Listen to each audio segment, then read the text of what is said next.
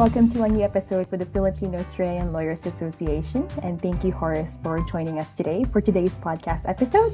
Horace is a Filipino admitted lawyer and is currently undertaking his Masters of Laws, his LLM at Melbourne Law School called MLM. He is an Australian Awards recipient, a prestigious scholarship administered by the Department of Foreign Affairs and Trade, aligned with fostering bilateral opportunities for students from the Indo-Pacific region to undertake further studies here in Australia. To start us off, Horace, could you share us more about your background, your previous work and current experiences in the Philippines? Yeah. Okay, so hi. First of all, hello, Diane, and hello to everyone that's listening. And thanks for the invitation.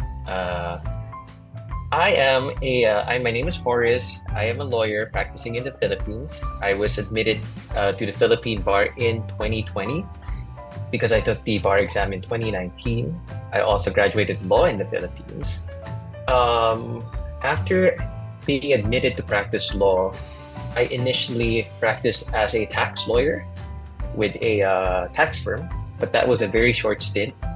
And after that, I practiced litigation at a law firm, also a very short stint.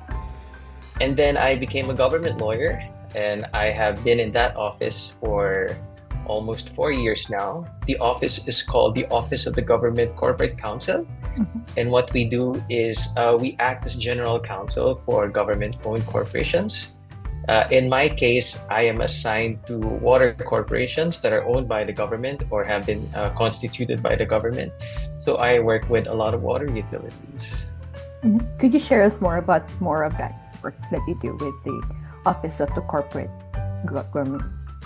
Well, let's just call it the OGCC. OGCC. Could you share us more about your experiences in the OGCC? Yeah. Okay. So in my case, I assist water corporations. These are mostly entities called water districts. Mm-hmm. They are small corporate entities that serve water supply to municipalities, usually small municipalities, all across the Philippines. And what we do is we provide legal services to them, and we act as their representative in any proceeding that requires a lawyer to represent them. Thank you for that, Horace. But as right now you are Australian Awards recipient, could you share us more about what Australian Awards is? Yeah. Okay. Just a brief caveat. I do not represent the TFAT. Yeah, of course. For me, from my experience, what I know is the Australia Awards is actually an official development assistance. But this one is in the form of a scholarship, and it gives Filipinos and other nationalities the opportunities to pursue education in Australia. It is required that you come up with a project that is aimed to address a development problem in the Philippines. And that project should address any concern under the Philippines' Sustainable Development Goals or the Philippine Development Plan. So it's not just any education. That education must be able to contribute to the betterment of the Philippines. As part of the Australian Awards and digging deeper to it, could you share us more about your initiatives and projects to the Australian Awards and what motivated you to pursue this project? Okay, so like I said, I am working with water districts. And water districts are the most interesting fact about them, and not a lot of people realize in the Philippines, that water districts are actually the biggest supplier of water in the country. However, they are beset by a lot of challenges. And the problem with that is that the national government is not really attuned to the individual problems of municipalities. Each municipality is unique. It has a different problem. But under Australia Awards, I proposed a sort of like, in a practical sense, it's more of a legal playbook for water districts, because a lot of water districts are small. They serve small municipalities. As very small entities, they don't have the legal resources that a normal corporate entity would have, because corporations would have their own legal department. And the thing is, what the water system in the Philippines need, I think, from experience from dealing with the different water districts in the country, is not a renationalization of the water supply system, but empowerment of the water districts. And I think the water districts just need to be able to represent themselves before the Congress and get themselves involved in the lawmaking process to make the legislators understand the real needs of the water system in the Philippines. I hope that I will be able to assist them in that regard by making perhaps starting with a policy paper that is clear, concise, and even perhaps more attuned to how Congress understand things, but to be able to assist them to translate those concerns into something that our legislature would understand is something that I'm also pursuing as part of my project under the Australia Awards. Yeah. Digging deeper to that, could you share us more of, or you already shared a lot of challenges and solutions to what you think would be for your project, but could you share us more about the solutions and what your work will be upon your return to the Philippines in your project? When I return to the Philippines, the first thing that I will have to do is the legal playbook that I've been mentioning.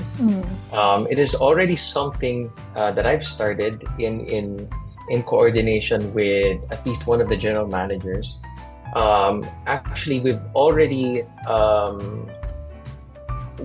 had a program in our office wherein we go to different regions of the Philippines, gather the water districts there, and give them a sort of a seminar about how to go about certain legal processes to make it easier for them to resolve these problems by themselves without having to go to the office and to go through the whole process of writing and waiting for our reply, which can take days, if not weeks. And the challenge is to be able to put down everything that was shared in that seminar, not just from our side as someone who's giving them legal advice on how to go about things, but also from their side, what their problems are and how often those problems occur. The challenge is to be able to put all these things in written form. That's one. And then the second thing, since we have these seminars going on, this is a regular thing. We visit them in their regions several times in a year. And the idea of making a policy paper is something that I can insert in those seminars, because aside from learning how things work in Australia and from listening to other general managers that I directly talk to, I think these seminars would help us, number one, gather data, gather concerns of water districts, and then second is, aside from that, we can sell the idea of them having to organize to be able to represent themselves more effectively before Congress. If we can sell the idea that if we are able to better represent ourselves through participation, through numbers, we will be able to communicate to Congress what the actual problems of the water districts are, what the problems of the overall water system are, and how to best address them.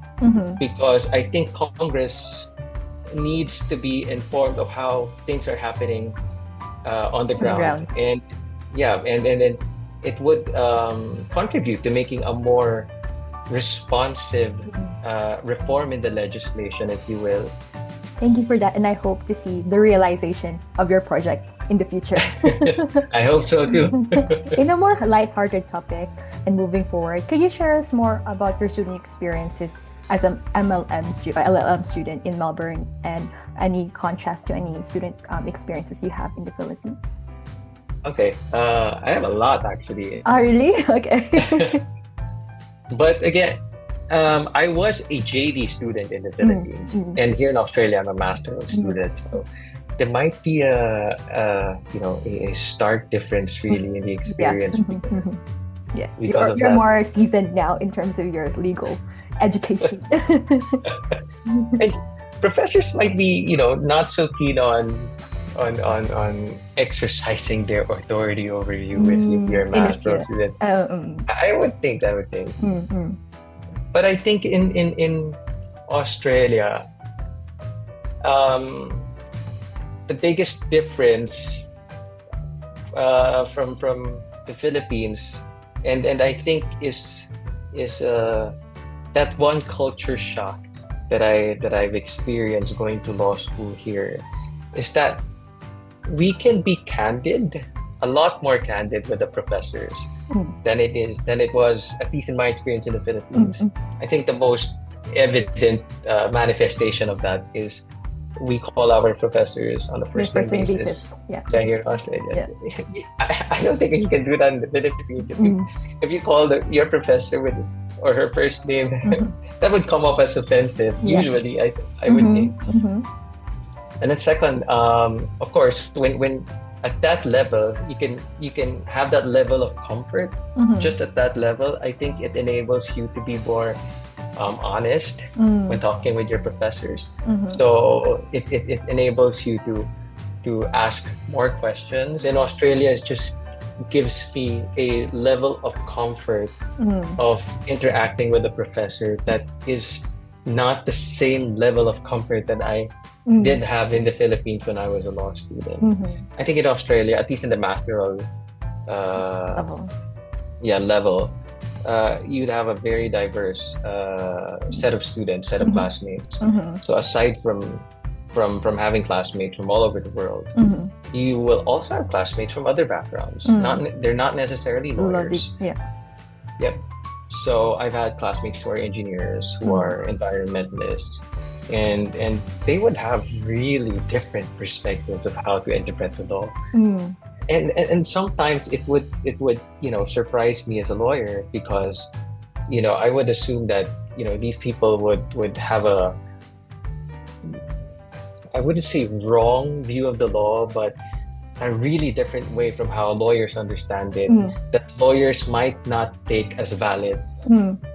But really, if you listen to what their views are, it's something that lawyers should really consider, because sometimes I think we tend to be rigid because there's the law, and then we have to follow the letter of the law, and there are ways of interpreting it and such.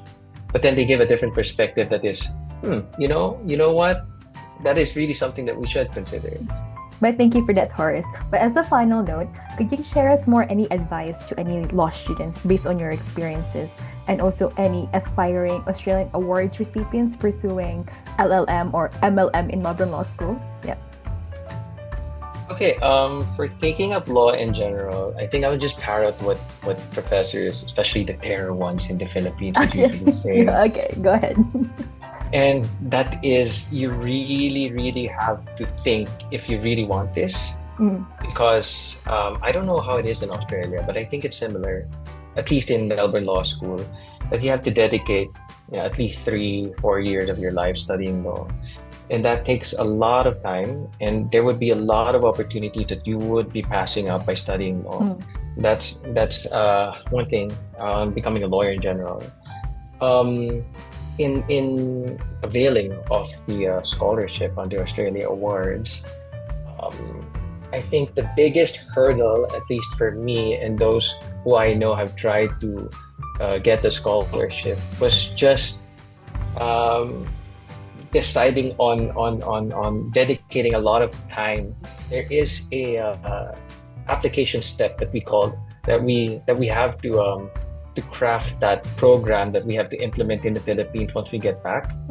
And just that part of identifying what area you want to work in, and what generally is that you want to achieve, is something that requires a lot of thinking and a lot of effort. Because they think it's just as simple as filling out an application form and such. But you have to realize you really have to give an effort. And once you've accepted that, I think it's going to be a not an easy, but a smoother process. Yeah. But thank you, Horace, for sharing that and for joining us today for today's podcast episode. Thank you.